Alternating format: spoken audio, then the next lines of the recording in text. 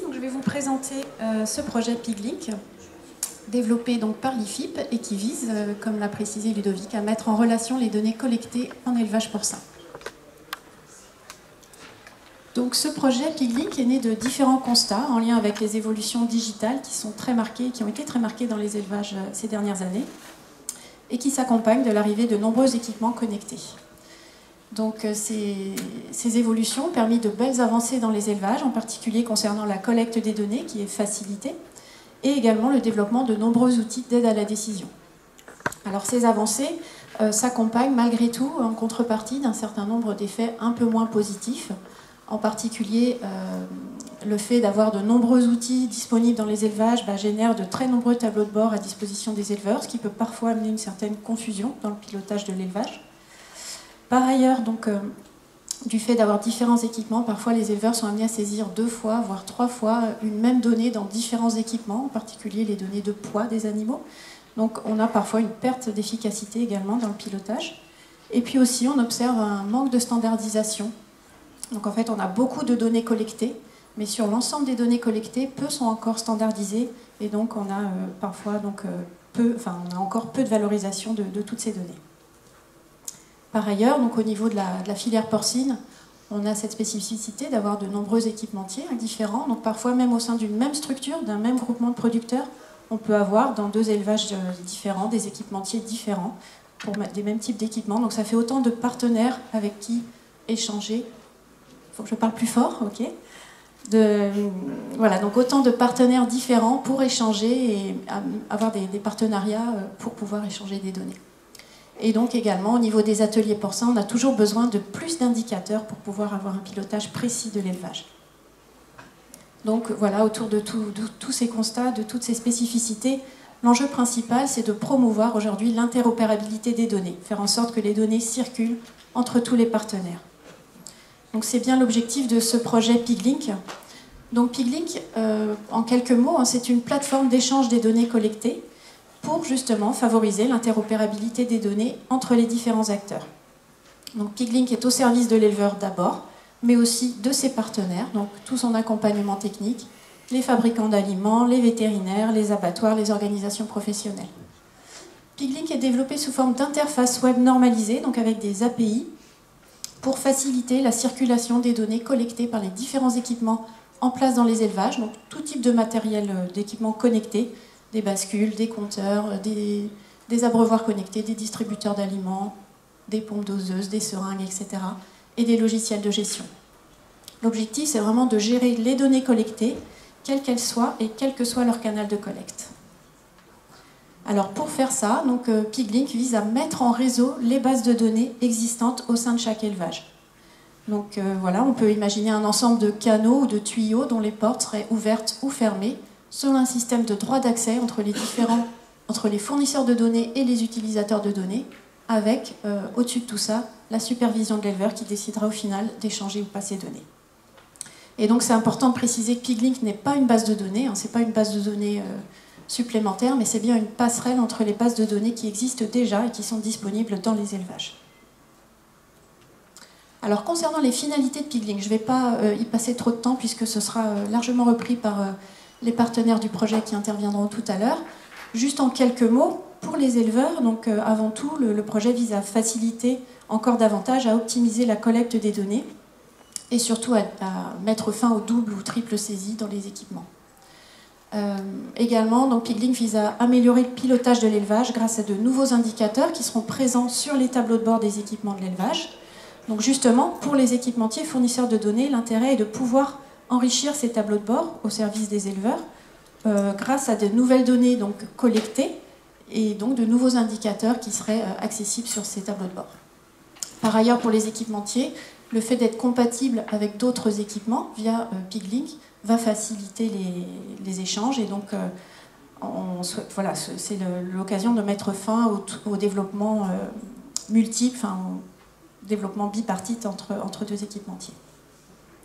Pour les autres utilisateurs et l'ensemble des consommateurs de données, donc les partenaires de l'éleveur, les organisations professionnelles, l'IFIP, donc ils sont soumis aux mêmes règles que les équipementiers pour accéder aux données. Et là, l'objectif, c'est surtout de constituer des références pour des analyses complémentaires et au service toujours d'une expertise filière facilitée. Alors le projet PigLink bénéficie d'un financement européen puisqu'il constitue un cas d'étude au sein du projet Data for Food 2030. Donc ce projet le projet va être développé sur 4 ans, donc de septembre 2022 à septembre 2026. Donc on est à peu près à mi-projet, on est à 2 années de projet pour l'instant. Donc on a surtout travaillé sur les volets interface éleveur et équipementier, donc vous allez voir des copies d'écran juste après. Et les principes de fonctionnement de ces différents modules, la gestion des consentements, et puis on travaille aussi donc à la standardisation des données et au développement des API, domaine après domaine, en fonction des tests que l'on mène avec nos partenaires, donc les POC, Proof of Concept, donc des tests que l'on réalise dans notre station de Romillet. Donc on déploie les essais à la station expérimentale de l'IFI par Romillet, et à terme, la dernière année du projet, on déploiera dans les élevages de notre partenaire Evelop. Je vais maintenant vous présenter différents éléments de fonctionnement de PigLink. Donc on a d'abord le module éleveur, bien sûr, qui est au cœur de PigLink. Donc l'éleveur s'inscrit à PigLink, crée son compte, on aura un système d'authentification, donc à l'aide des identifiants usuels, le numéro d'exploitation, SIRET, indicatif de marquage. À terme, on aura un lien avec les bases de données officielles BDPOR et la BNO, la base nationale des opérateurs. Une fois inscrit, l'éleveur va décrire ses bâtiments. Donc là, c'est vraiment le cœur de PigLink, c'est le référentiel bâtiment de l'élevage, puisque donc l'objectif est de situer chaque entité structurelle de l'élevage, donc les bâtiments, les salles, les cases, les situer avec précision pour pouvoir ensuite positionner chaque équipement qui collecte de la donnée dans ces bâtiments, ces salles et ces cases, et pour pouvoir garantir la correspondance ensuite avec les données collectées.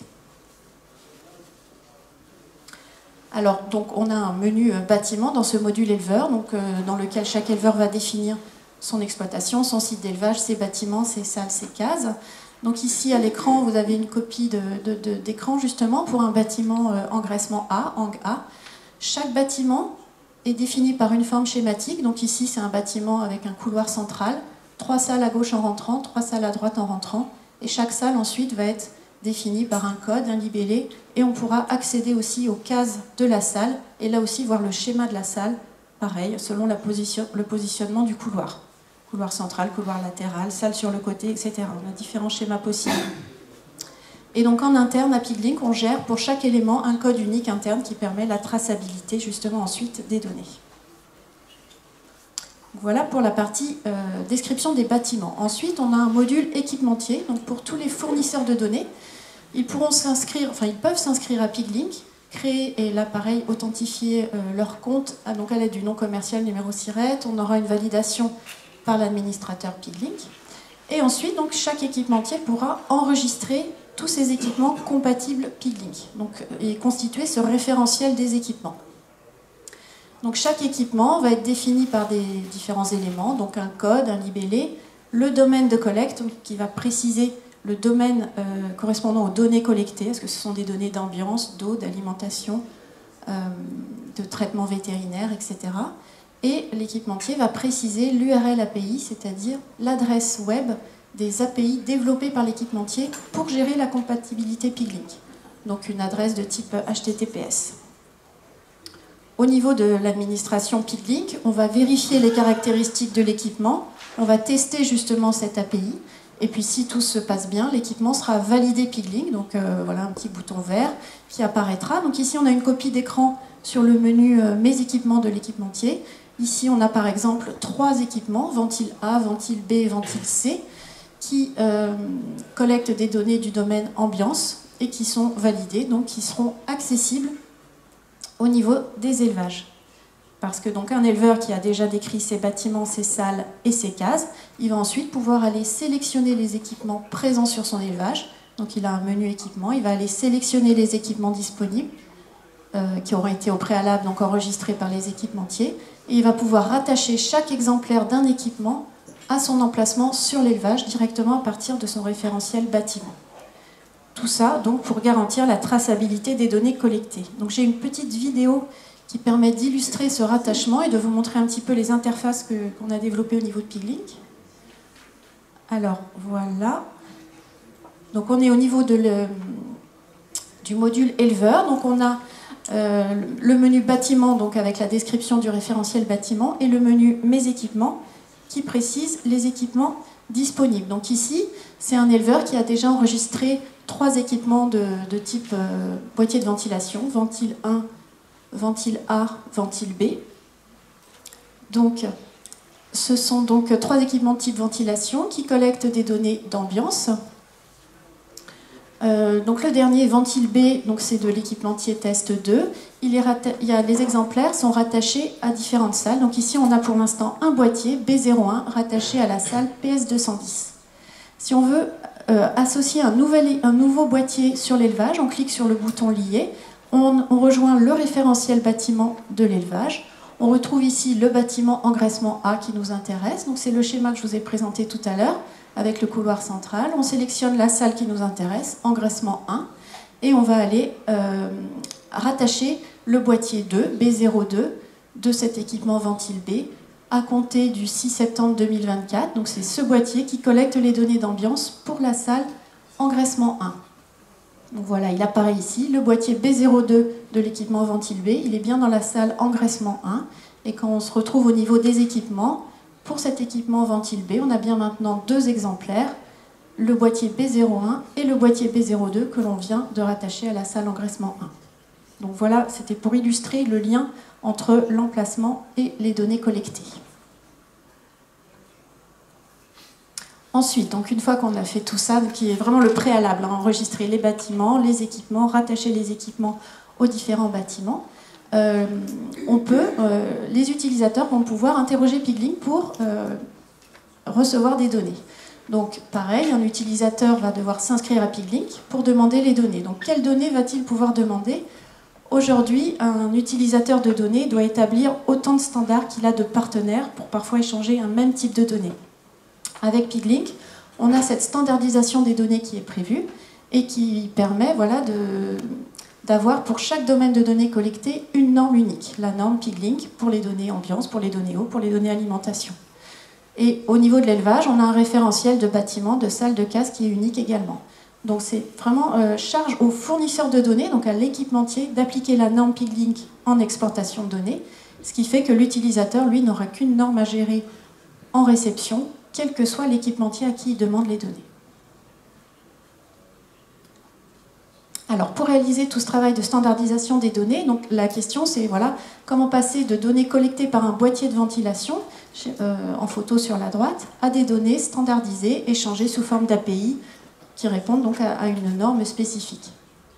Donc pour réaliser ça, on doit lister les données collectées par les différents équipements de manière assez exhaustive, puis sélectionner les données d'intérêt, puisque toutes les données n'ont pas forcément vocation à être dans la norme Piglink.